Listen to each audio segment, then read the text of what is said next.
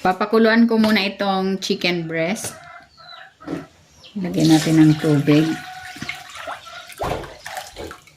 Titimplahan ko ito ng asin at ng paminta.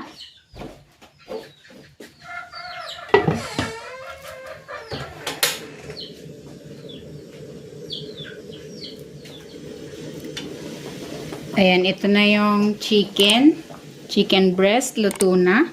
Hahanguin ko na ito. Saka ko to hihimayin. Yung sabaw nito, ito na yung ipang sasabaw natin sa pansit mamaya. Ayan, nagpainit na ako ng kawali. Maglalagay na ako ng cooking oil. Igigisa ko na tong bawang.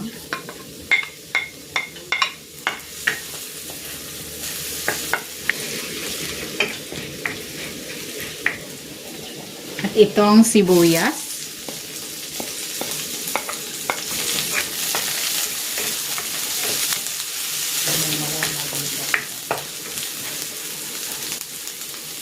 Igigisa ko na dito yung hinimay kong chicken.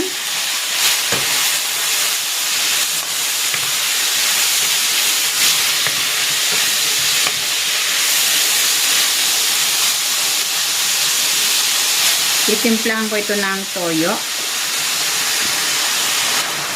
at ng oyster sauce.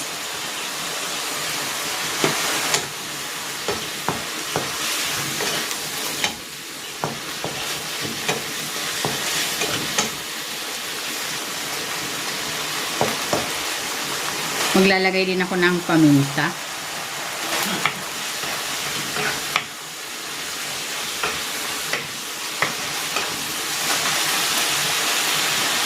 Ibubuhos ko na dito yung chicken stock. Ayan. Yan yung pinagpakuluan natin ng chicken breast. Then, tatakpan ko na ito para mabilis kumulo. Ayan, kumukulo na. Ilalagay ko na itong bihon.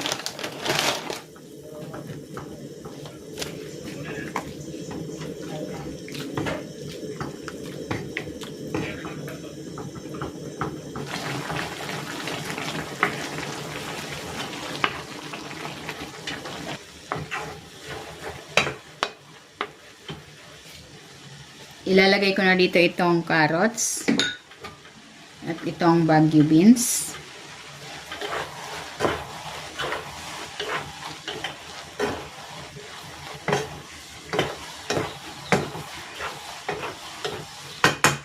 Ilagay ko na rin tong repolyo.